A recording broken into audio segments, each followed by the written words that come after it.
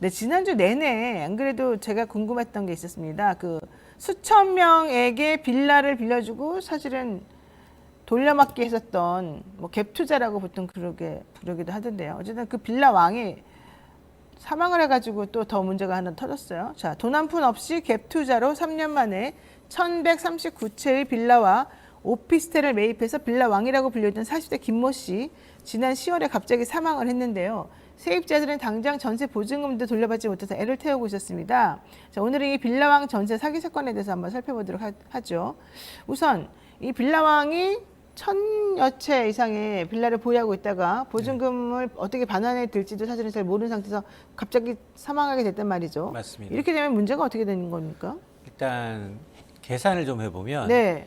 이분이 강서구 일대 신축 빌라 오피스텔을 매입한 시기가 2000년, 20년부터요. 2020년. 2020년? 네. 얼마 안 됐네요. 그러니까 2년 2년 남짓. 네. 2년 남짓에 1139채예요. 오. 그러면 하루에 점심 먹고 한 개 내지 두 개씩. 그러네요. 하루도 안 빼고. 하루에 3개씩 샀다는 얘기네요. 예, 두세 개씩 샀다는 거예요. 어머나. 아, 이게 어떻게 가능하지? 그리고 또 하나. 돈이 한 푼도 없어요. 근데 돈 한 어떻게 푼 안 드리고. 어떻게 샀어요? 돈 한 푼도 안 부리고. 그러니까 여러 개, 이게 전세 사기 사건의 어떤 희대 사건으로 이제 기록될 만한 게 여러 가지 의문점이 들 수밖에 없어요. 아직 뭐 사건 개요가 다 밝혀지지 않았기 때문에 구체적으로 파악을 해봐야 되겠지만, 아니, 어떻게 개인이 3년도 안 돼서 1139채, 삼시세끼 먹을 시간 없이 그냥 집을 사들일 수 있는지 하나. 또 하나는, 아니, 신축 빌라 오피스텔이라고 하더라도 자기 자본 한 푼도 없다? 아, 이 얘기는 뒤에 공모자들이 있는 거 아니야? 라는 생각하게 되잖아요. 그러네요, 진짜. 그렇죠?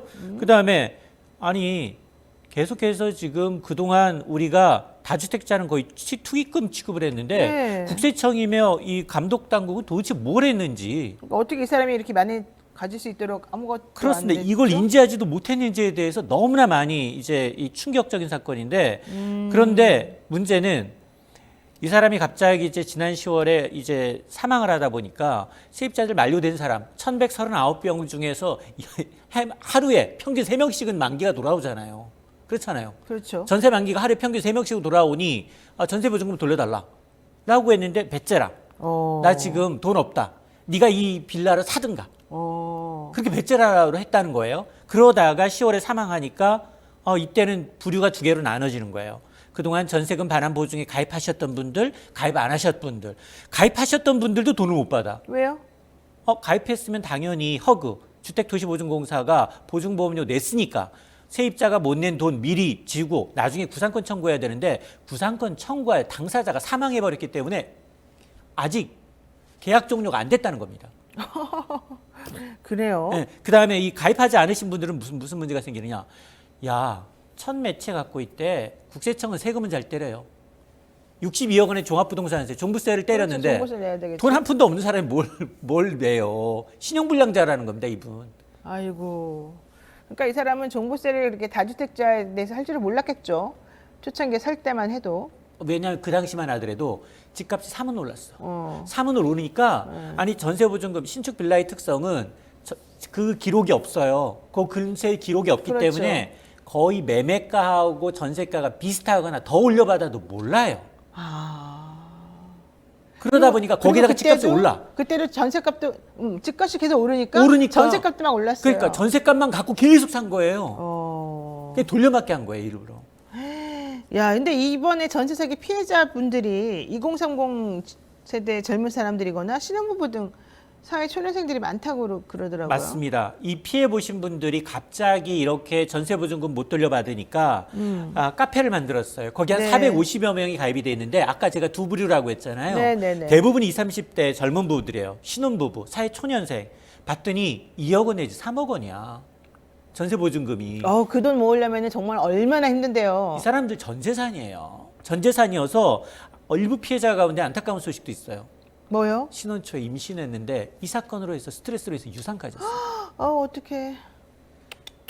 근데 뭐 물론 수사가 진행 중인 만큼 철저히 배우를 가려서 이제 일벌백계 하면 물론이고 이게 분명히 보게 되면 이제 분양 대행사들, 건축업자들 그리고 이 사람을 내세운 거잖아요. 아무것도 없는 네. 신용불량자를 내세운 거 아니겠습니까? 네. 여기다 공인중개사까지 결택한 이제 전문적인 사기 사건일 가능성이 굉장히 높아 보여요. 그러니까 중간에 또 돈 빼먹는 사람도 있을 것이고. 맞습니다. 그러니까 그런 분들을 명명백백하게 좀 일벌백계 해서 재발하지 않도록 선의 피해자들한테는 반드시 이제 좀 이 전세 보증금 정도는 되돌려줄 수 있는 길이 좀 트였으면 좋겠습니다. 그러니까 이게 신축이라서 이 등기부등본이나 이런 걸 아무리 띄어봐도 안 나와요. 그 전에 문제가 있을 수 있는지 이 사람 경제성이 어떤지가 전혀 안 나와요. 왜냐하면 예. 문제는 뭐냐, 빌라나 이거 특성상 분명히 은행에 대출이 있을 거예요. 근데 근저당 설정이 안 돼 있잖아요. 등기가 안 난 상태이기 때문에. 신축 빌라의 경우에는 그럼 아직 등기도 안 친 상태에서 은행에서 돈을 빌려줘요? 돈 빌려주죠. 등기 안 돼 왜냐? 있는데? 걔는 이 분양업자하고 건축업자 능력이거든요. 아. 집값에 30-40%까지는 해줘요. 그러니까 그거 받고 전세 보증금 받고 하면 또 한 채를 살 수 있는 거예요. 자기 돈 안 들이고. 어허. 그게 이 사람의 메커니즘이에요. 그래요. 네. 자, 게다가 아까 말씀하신 60몇 억 종합부동산세 미납인데 네. 이제 문제는 집의 임차인이 1순위라 하더라도 나라에 내는 세금을 이길 수는 없습니다. 그러니까 경매를 가더라도 세금 먼저 일단 다 털고 그 다음에 임차인들이 후순위가 되는 거거든요. 맞습니다. 그러면 지금 빌라 하나에 뭐 한 5억짜리 집이라고 치더라도 그리고 세금을 넌 5억짜리니까 62억 중에서 5억만 내. 5억만 받아갈게 이러지 않아요. 모든 것을 다 똑같이 예를 들면 100채가 있으면 100채 전부 다에다가 다 62억을 다 걸어놓는 거예요. 맞아요. 그러면 이 세입자들은 자기가 경매를 받아봤자 소용이 없어요. 그래서 할 수 있는 방법은 그 집을 그냥 자기가 사는 수밖에 없어요. 근데 엉뚜당따르게 뭐라고 어, 얘기했느냐. 어. 전세보증금 2억에 들어갔는데 네. 집은 3억 5천에 사라는 거예요. 그렇죠. 어. 네, 근데 그 집 매매 가격은 형성도 안 돼 있는데. 매매 가격이 이제 더 떨어지고 떨어지고 있는데. 떨어지는데. 네, 아유 복잡합니다. 말씀하셨습니다만 이제 종합부동산세 62억 원에 대해서 취납하다 보니까 무슨 문제가 발생하느냐. 마찬가지로 다른 세입자의 권리보다도 국세가 우선하다 보니 여기에 지금 한 200여 명 정도는 전세금 반환 보증이 걸려 있어요. 근데 여기는 구상권 청구할 당사자가 사망했기 때문에 계약 해지가 안 돼서 허그가 못 내주고 있어요. 요건 풀릴 수 있습니다. 네, 그건 풀어야죠. 왜? 요거는 왜냐하면 이 사람이 사망했다라는 사실을 확실하거나 내가 풀어줄게요. 풀어줄 수 있어요. 그거는. 그거는 그거 시간이 걸릴 뿐이에요. 문제가 안 돼요. 예, 네. 시간이 걸릴 뿐이지 이 사람이 파산을 해도 돼요. 그래도 허그는 내주게 돼 허그는 있어요. 무조건 내줘야죠. 내줘야 돼요. 네. 그건 권리기 때문에. 그렇죠. 근데 이제 그분들의 경우에는 이제 괜찮은데 나머지 200여 명은 전세금 반환 보증이 가입이 안 됐단 말이에요. 그러면 나머지 집 전부 팔아야 돼요. 근데 지금 집 안 팔리고 있잖아요. 그러니까요. 그다음에 여기다가 종합부동산세 62억 원 먼저 납부해야 돼요. 근저당이 만약 은행에 1순위로 있다면 은행 1순위예요. 그렇죠. 은행이 뭐 가져가죠. 130%까지 가져가 버리거든요. 임차인보다도 계약 일자가 아마 앞설 거예요. 근저당이. 맞아요. 왜냐하면 계약 들어갈 때부터 지금 보증을 하니까. 그렇죠. 그러다 보니까 이러면 사실은 나머지 200여 명, 가입한 200여 명은 아예 이제 돌려받지 못하고요. 특히 이 사건이 알려지고 난 다음에 그동안은 야 나는 전세 만기니까 설마 내 주인이 이 사람일까? 이러다가 최근으로 이 사건이 알려지다 보니까 강서구 일대는 난리가 난 거예요. 이 사람들은 자기 주인이 누군지도 모르는군요. 이 세입자들은 세입자들은 모르죠. 부동산만 보고 또 했군요. 그러니까. 이 부동산도 큰일인데요. 문제가 있는데요. 자, 그런데 원희룡 국토부 장관님께서 걱정하지 마라 이랬어요? 뭐야? 그럼 나라 돈으로 또 해결해 주겠다는 겁니까? 걱정을 해야 돼요. 이게 왜 직간접 장관이 하지 말라는데도 해야 돼요? 이게 해주는 피해 지원 제도가 뭐냐? 임시 거처 마련해 줄 테다. 전세 대출 했는데 전세 대출 연장해 주고 낮은 이유로 갈아탈 수 있게. 이게 무슨 그게 대책이야? 무슨 대책이야? 전세 보증금 어디 갈지 모르는데 붕 떠 있는데 전세 대출 보증금 낮춰주고 그다음에 대출 이자 낮춰주고 임시로 거주할 공간 마련해주고. 그러니까 일단 빚은 계속 있는 거고. 빚은 계속 남아 뭐 있어요. 퍼센테이지가 좀 줄어든다 하더라도 빚은 계속 있는 거고. 맞습니다. 자기 집은 없어지는 거고. 야, 이거 뭐 어떻게 해야 되겠습니까? 윤석열 대통령이 법률 지원팀을 꾸려서 지원하라 이렇게 지시를 했다는데요. 맞습니다. 이거는 좀 그럼 실효성이 있을까요? 글쎄요. 이게 조금 그 전세 보증금 반환 보험에 가입하셨던 분들한테는 도움이 될 수 있습니다. 왜냐하면 좀 기간을 줄여줄 수 있으니까. 네. 어쨌든 법률 지원한다 그러니까 법률 비용 들잖아요. 법률 비용, 그다음에 법원의 등기 명령 판단. 이 등기를 해줘야지만이 빨리 나오거든요. 그러니까 이걸 하면 이제 보증 혜택 누리는 이분들의 경우는 구제 혜택이 있지만 그럼 문제는 나머지 절반에 가까운 사람들 전세 반환금 보증보험에 가입하지 않아서 이 집이 팔리고 난 다음에 선순위 빼고 나머지 걸 갖고서 n분의 1 해야 될 이분들에 대한 대책이 없어요. 자, 알겠어요. 자, 이번 사건을 계기로 우리가 좀 살펴봐야 될 게 바로 이 전세 보증금 제도 허점 이런 거 좀 알아봐야 되는데 사실은 이 빌라왕의 부모님께서는 한정 승인하겠다라고 해버렸어요. 왜냐하면 네. 누가 빚을 다 더 않습니까? 아니 그 부모님이 안 할 수도 없어요. 너무 빚이 커서. 커서. 예. 네. 그분들한테는 자식 연자제잖아요, 사실은. 그렇죠. 그 부모 입장에서 어쩔 수 없고 이게 또 정리가 되려면 한 최소 몇 년은 걸릴 걸려요. 것이고. 왜냐하면 경매 들어가죠. 경매는 이제 입찰이 돼야 되는데 이건 유찰될 가능성이 높거든요. 높죠. 왜냐하면 빌라. 아파트도 지금 안 팔리는 상황에 빌라를 누가 사겠습니까? 그러니까. 그래서 지금 현재 걱정인데 여기 살고 계시는 분들은 어쩔 수 없습니다. 그냥 계속 이 집에 사는 수밖에 없어요. 맞아요. 근데 그것도 또 어떻게 해결될지 모르겠어요. 왜냐면 이사도 가야 되고 아이 학교 때문에 움직이기도 해야 되고 직장도 옮기면 가야 되고 그러는데 이런 분들이 여기 막 억지로 묶여있게 되는 수밖에 없거든요. 아, 이거 진짜 국가적 대책이 필요한 것 같고요. 법률 지원 좀 제발 좀 법률 얘기 좀 그만했으면 좋겠어요. 맨날 법률 지원팀을 꾸려서 지원하라고 하는데 이거는 법률 지원팀으로 해결되는 문제가 아니고요. 대통령님, 제가 말씀드리지만 법률 지원팀 뭐 어쩌라는 거예요. 법률 지원팀으로 해결되는 게 아니라 이거 돈으로 해결할 수밖에 없어요.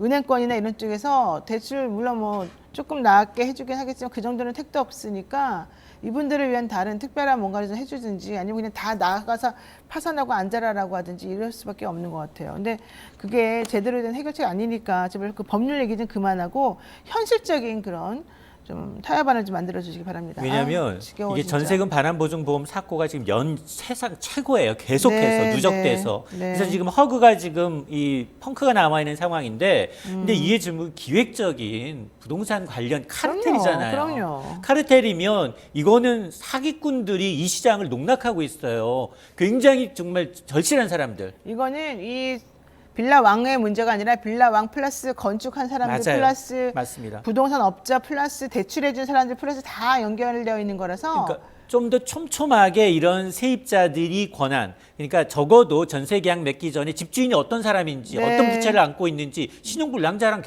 계약할 수는 없잖아요. 그렇죠. 자, 그런 거를 좀 투명하게 할 수 있도록 주택임대차보호법 개정안도 좀 필요합니다.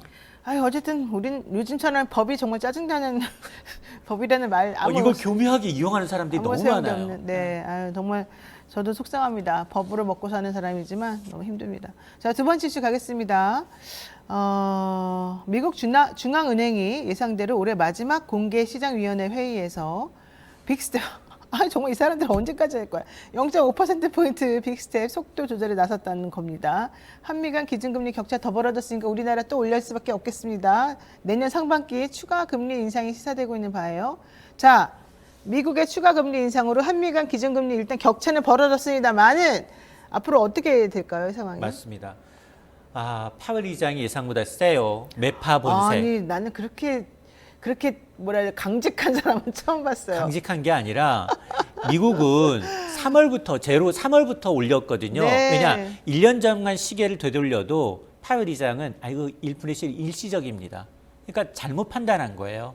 잘못 판단 뒤늦게 너무 시동 걸린 겁니다. 그러다 보니까 지금 다른 나라 제가 이제 이 미국판 이 오징어 게임이다라고 얘기하는 이유가 네. 미국이 이렇게 빅스텝 가니까 유럽중앙은행, 영국중앙은행 다 똑같이 두포복씩 오르고 있어요. 그렇죠. 그럴 수밖에 없겠죠. 그럴 수밖에 없습니다. 네. 자, 그러다 보니까 지금 우리 한미 간 금리 격차가 1.25%포인트예요. 그렇게 많이 벌어졌어요? 네. 어허. 자, 그런데 파월 의장이 뭐라고 얘기했느냐? 일단 속도 조절에 나섰지만 지금 물가 아직 갈 길이 멀다. 물가 잡기에는. 그러니까 더욱 긴축하겠다는 얘기입니다. 그래서 당분간은 물가 안정의 중심을 두고 금리 인상 기조를 이어가겠다는 겁니다.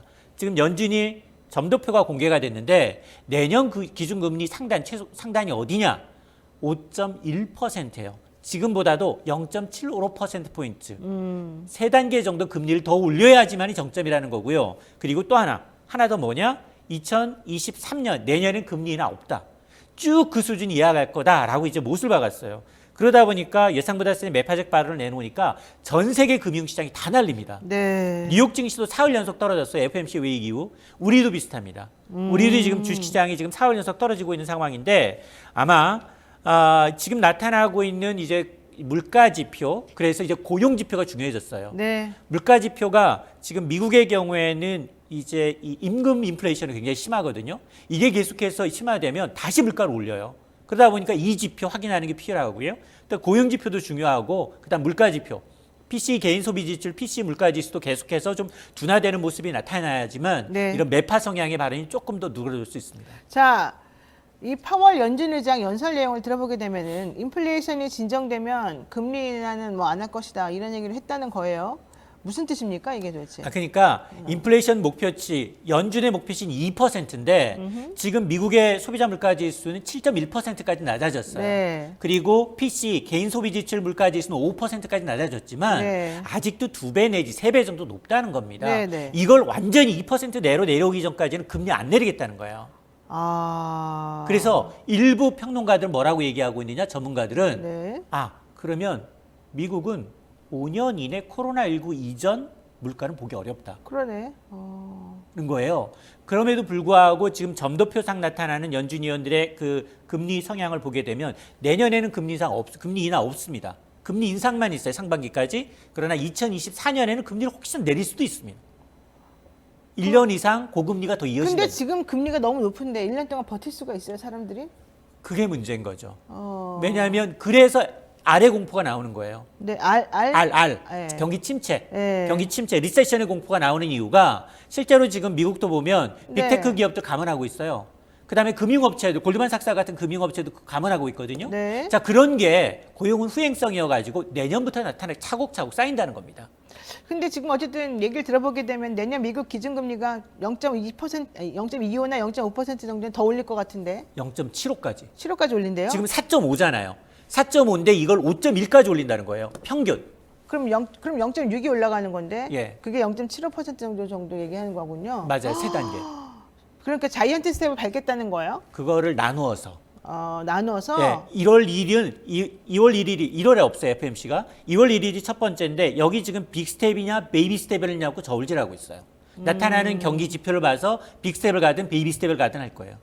한국과 미국 간 기준금리 격차가 1.25% 벌어졌는데 한국은행 뭐 올린다고 지금 우리 예상은 합니다만 그 단계별로 어떤 식으로 조금 올릴까요? 이거 지금 우리 요즘도 곡소리 나요. 맞아요. 지금 너무 전세대출 너무 8%고요. 너무 높아요. 주택담보대출 5%가 최저예요. 사람들이 그래서 전세를 안 가고 월세 가는 거예요. 월세 맞습니다. 지금 연준이 일단은 속도 조절을 했잖아요. 네. 4연속 자이언트 스텝에서 빅 스텝으로 돌렸어요. 그럼에도 네. 불구하고 추가로 금리 더 올리겠다고 얘기하고 있어요. 그러다 보니 한국은행은 사실은 딜레마예요.